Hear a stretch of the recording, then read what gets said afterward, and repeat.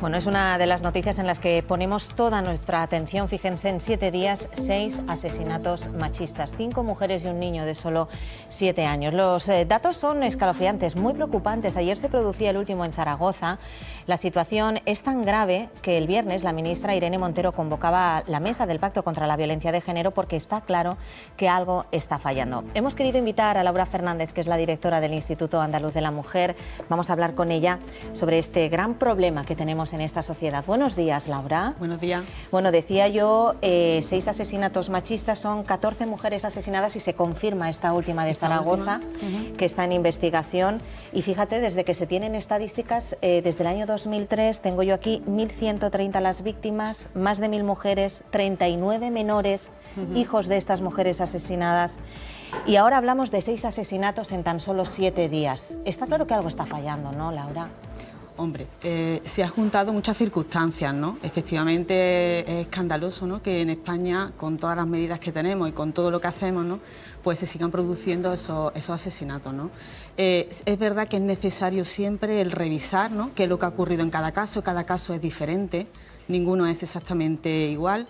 Hay que analizar qué es lo que ha ocurrido, qué es lo que ha fallado para mejorar y sobre todo estar siempre de manera continua revisando protocolos, viendo cómo llegar a esas mujeres que no denuncian, ¿no?, y a las que denuncian mejorar su protección, ¿no?, como en estos casos, ¿no? Claro, precisamente ese es el motivo por el que se reunió el viernes de urgencia, ¿verdad? Ese pacto de Estado contra la violencia de género para revisar los protocolos, porque en este caso creo que había algunas mujeres con órdenes de alejamiento y fallaron.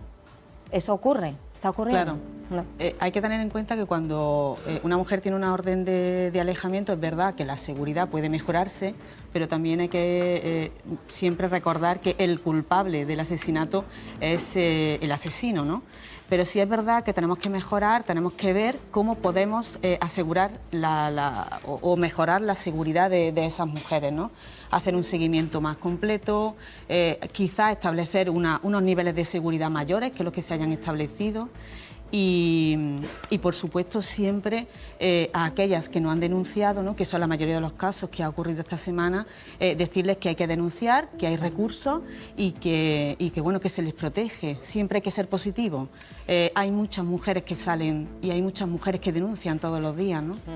En Canal Sur, en muchos programas siempre hemos hablado de la importancia, ¿verdad, Laura, de poder denunciar, sí. Porque se puede recibir protección sin haber puesto directamente la mujer la denuncia. Sí, sí.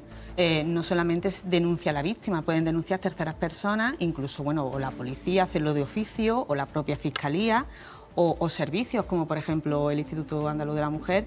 Cuando detectemos que hay una situación de riesgo extremo para la mujer o para sus hijos, también podemos denunciar y se puede establecer un sistema de protección. Además hay un teléfono muy importante que yo voy a aprovechar que estás aquí para recordar, lo que es el 900-200-999. Ahí siempre decimos que ese teléfono salva vidas y que además está abierto no solo para la víctima, sino como tú decías, ¿no? Un compañero de trabajo, un amigo, una amiga, un familiar, ¿no?, que detecte que algo está pasando, puede llamar y desde ahí se le ofrecen pautas para hacer el acompañamiento a la víctima, es decir, no denunciar por ella solo, ¿no?, sino acompañarla y ofrecerle los recursos. Es importantísimo el 900. Se han recibido muchas llamadas en el año 2020, sí. Pero es verdad que la pandemia ha hecho que muchas mujeres no hayan podido denunciar, o sea, están conviviendo con su maltratador. Claro, obviamente ha sido complicado. ¿En qué sentido ha afectado al tema de los malos tratos la pandemia y sobre todo el confinamiento, ¿no? ¿Se ha notado? Durante el confinamiento sí aumentaron nuestras llamadas, ¿no? Eran muchas las mujeres, bueno, que denunciaban la situación, era un doble confinamiento, ¿no? Era el confinamiento que todos vivíamos y además ellas con su agresor, ¿no? Cuando salimos del confinamiento aumentaron también las llamadas, sobre todo, bueno, el acudir a los centros de la mujer. Y ahora lo que hemos detectado y que quizás también, bueno, pues está ayudando a esta ola de asesinatos que tan terribles, ¿no?, que estamos viviendo, es que la apertura, el que el maltratador considera que no controla ya a la víctima está saliendo de casa, creemos que puede ser una de las causas por las que bueno, pues se están produciendo tantos asesinatos, ¿no? Es decir, el confinamiento durante un tiempo ha ha bajado los asesinatos, ¿no? Las agresiones graves, y ahora con más libertad, ¿no? Pues parece, ¿no? que los maltratadores sienten que pierden el control de la víctima y las agresiones son más graves. No solamente asesinatos, sino también las agresiones sexuales. Están aumentando bastante las denuncias por agresiones sexuales. O sea que este repunte de asesinatos que hemos visto, terrible, seis asesinatos en 7 días, uno de ellos un menor, puede estar relacionado con el final del estado de alarma, ¿no? Ese repunte. Bueno, eso es lo que los expertos y las expertas, ¿no? estamos intentando evaluar. Probablemente esta falta, como digo, ¿no? Esta sensación del maltratador, de la falta de control, puede ser una de las causas. Decía además Irene Montero que está bien, hay que revisar protocolos, pero claro, necesitamos un cambio de mentalidad también, ¿no, Laura? Claro. La educación es básica y que muchas veces, bueno, los mensajes negacionistas, decía ella, no ayudan para nada a solucionar este problema. No, totalmente. No solamente y obviamente hay que atender a las víctimas, hay que atender a los familiares de las víctimas mortales, por supuesto, revisar protocolos de qué ha ocurrido, pero tenemos que hacer algo para cambiar la sociedad en la que vivimos, ¿no? A través de la coeducación, a través de, bueno, echar abajo esos mensajes negacionistas de la violencia de género, o también muchos discursos, ¿no? En donde se aprovecha estas situaciones para, bueno, para mentir o decir que hay menos recursos o que se están dejando de hacer cosas, cuando realmente, por ejemplo, en nuestro caso, estamos aumentando el presupuesto, estamos aumentando la ayuda a las víctimas, hemos aumentado personal que atiende las casas de acogida, la línea 900, como tú bien has dicho, hemos mejorado la asistencia, es decir, se siguen haciendo cosas y la unidad entre todos los partidos y entre, bueno, en este caso entre ambas administraciones, tiene que ser fundamental. Claro, hablemos de lo que está ocurriendo en Andalucía. Por cierto, no tenemos ninguna víctima este año por asesinato Afortunadamente machista. no. En Andalucía es pionera, ¿no? Porque tenemos una ley de violencia de género, fue en el año 2019. Esta ley lo que hace es ampliar además el concepto de víctima. Tú has hablado antes de las agresiones sexuales que están aumentando. También son víctimas de violencia de género, ¿no? Exactamente. Nuestra ley andaluza es pionera porque realmente recoge el Convenio de Estambul, en donde no solamente es violencia de género, sino son diferentes violencias machistas, entre otras, como bien dice, las agresiones sexuales, los abusos sexuales, pero también, por ejemplo, una cuestión como la trata, ¿no? Que estamos actualmente realizando un plan de erradicación precisamente de la trata, el primer plan de erradicación de la trata en Andalucía. No solamente es un tipo de violencia de género, es violencia machista, es decir, cualquier violencia que sufre una mujer por el hecho de serlo. Bueno, aprovechemos tu presencia aquí también para hacer de servicio público, porque hemos estado hablando de ese teléfono, insistimos, 900-200-999, puede llamar cualquier persona y además es totalmente anónimo, gratuito, claro, 24 es totalmente horas. Anónimo, exactamente. Efectivamente, pero también hay hay otras herramientas de las que podemos tirar, y además las que son más cercanas a nosotros, que son los centros de información a la mujer. Exactamente. Hacen una labor fundamental. Tenemos una red extensísima, ¿no? Claro, la mayor red de Europa de centros de atención a la mujer. Tenemos 182 centros, más los 8 provinciales o en las capitales. Tenemos la línea 900, 24 horas. Hemos creado la ventanilla única de violencia de género en la Junta de Andalucía, que es una página web en donde simplemente meter en el buscador ventanilla única, la víctima va a poder tener acceso, la víctima o cualquier ciudadano o ciudadana actualmente, ¿no? en esta primera fase, va a poder tener acceso a cuáles son los recursos que la Junta de Andalucía le puede proporcionar. Y además también es una página que no deja rastro, que tiene un botón de seguridad por si en algún momento quiere salirse, que no deja rastro, ¿no? en el caché.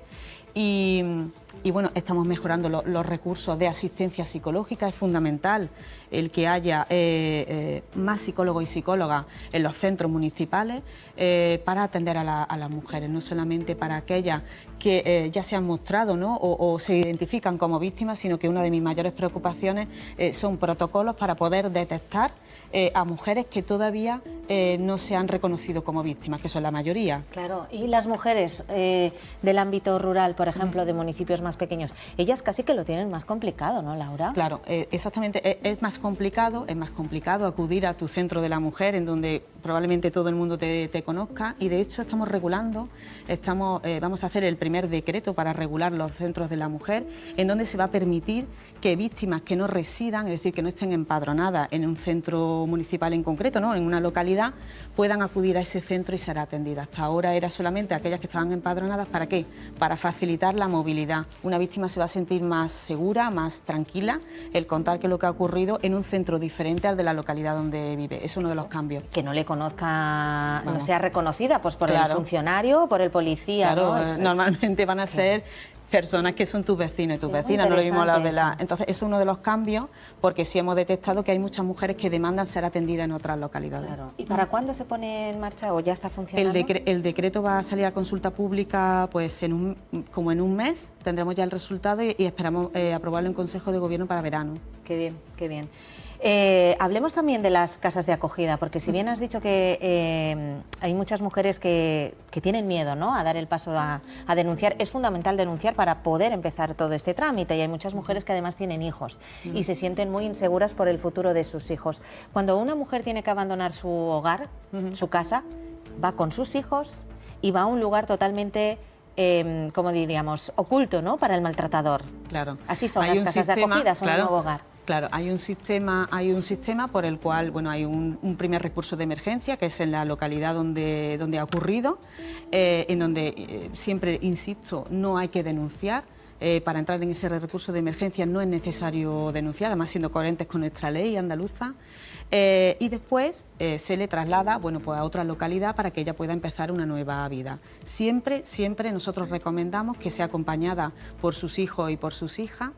Y bueno, se establecen itinerarios de atención no solamente para ellas, sino también para esos niños, ¿no? ¿Esos niños van a ser escolarizados? ¿Van a tener una vida normal? Claro. Totalmente. Tenemos que pensar que tenemos que hacer un plan de vida nuevo, ¿no? No es solamente, como tú bien dices, ¿no?, el darles seguridad, ¿no?, el meterles en un sitio para que el maltratador no las localice, sino que hay que hacer un planteamiento, un itinerario de vida nuevo, ¿no? Porque si no, la víctima va a tender, ¿no?, a volver a la situación anterior. Entonces, nosotros trabajamos con los niños, bueno, pues desde escolarización, como, bueno, el tema sanitario, recursos sanitarios... Atención psicológica, ¿no? Por supuesto. Porque ellos también han sido víctimas de alguna forma, ¿no? Aunque sea claro, ellos son víctimas, claro. Ellos son víctimas. Con la ley son víctimas, exactamente, bien. Son víctimas. Pueden o no haber sufrido agresiones físicas, pero sí son víctimas, ¿no? Entonces nosotros les atendemos como víctimas que son, y por lo tanto se les ofrece asistencia psicológica, una normalización de la nueva situación, pero es verdad que los niños, si las adultas se les nota el cambio, obviamente, sobre todo duermen tranquilas, ¿no? Los menores, desde el momento en el que se le aleja del maltratador, duermen tranquilos y bueno, para nosotros es una satisfacción el ver esos niños que bueno, pues vuelven a ser niños, ¿no? ¿Cuánto tiempo se puede pasar en una casa de acogida, Laura? Bueno, el proceso entero, que es recurso de emergencia, casas de acogida y después pisos tutelados, en donde ellas ya, bueno, pues empiezan una nueva vida, ¿no? Ya sola y fuera de la administración, ¿no? Fuera de nuestro seguimiento directo, se puede estar 6 meses. Eso es lo que nuestro decreto regula, pero realmente cada circunstancia, como siempre digo, cada mujer es una historia diferente. Hay muchas que están menos, ¿vale?, porque ya empiezan una nueva vida sola, y hay otras que más, ¿no? Esa es la media son 6 meses. Claro.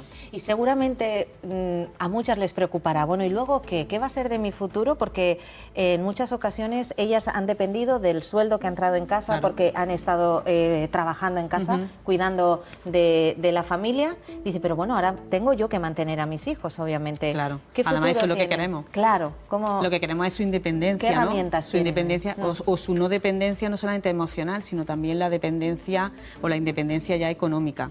Como te digo, se hace un itinerario social con cada una de las víctimas que se acogen en la casa de acogida, se intenta mejorar su empleabilidad, se les asesora sobre ayuda económica, aunque la gran mayoría no quiere ayuda económica, lo que quiere, como tú bien dices, es un trabajo, y nos coordinamos con empleo para, como te digo, hacer un seguimiento, mejorar su empleabilidad, y le ofrecemos ayuda. Nosotros, el Instituto Andaluz de la Mujer, tiene ayuda directa a las víctimas que salen de nuestras casas de acogida para que durante un tiempo, bueno, pues tengan una independencia económica, con independencia de otras ayudas como por ejemplo la estatal, ¿no?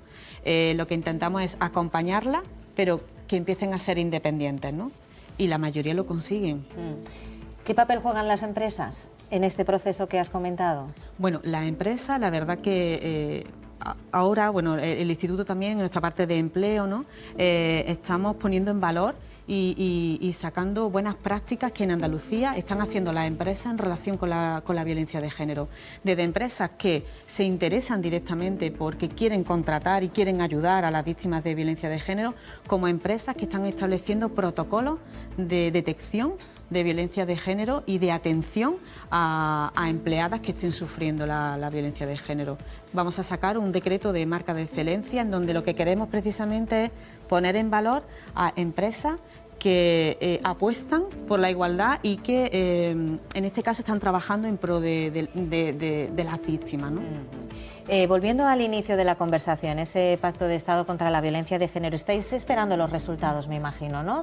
Sí, entendemos que bueno, no nos han comunicado todavía nada a las comunidades autónomas directamente. Estamos esperando, hay una evaluación, ¿no?, que ha encargado el Ministerio a determinados organismos. Vamos, en este caso a la Junta de Andalucía no se nos ha notificado nada, pero entiendo que una vez que se evalúe y se hagan propuestas, pues claro, nos informarán, pero realmente nosotros no estamos en esa comisión. Sí es importante en ese pacto de Estado y así lo hemos dicho en diferentes conferencias sectoriales. La última, la consejera de Igualdad le pidió al Ministerio, ¿no?, que el pacto de Estado no puede durar hasta el año que viene, ¿no?, sino que tenemos que renovarlo, tenemos que evaluarlo, si esas políticas realmente han tenido un impacto, pero que tenemos que continuar. Y sobre todo nosotros desde el Instituto siempre solicitamos a esa comisión, ¿no?, del pacto de Estado, que son necesarias determinadas reformas que se aprobaron cuando se aprobó el pacto de Estado y que al día de hoy todavía no se han hecho. Por ejemplo, pues la dispensa a declarar, es decir, la posibilidad que tiene la víctima en el momento del juicio no declarar contra su agresor. Realmente esa dispensa está pensada para otras situaciones y bueno, no solamente nosotros, sino la Fiscalía General del Estado también lo ha solicitado y eso creo que sería un gran cambio para que no se abandone el procedimiento penal. En cualquier caso, siempre es importante aportar entre todos, como decíamos, la unidad. Laura Fernández, directora del Instituto Andaluz de la Mujer, muchas gracias por haber estado con nosotros. Muchas gracias a vosotros.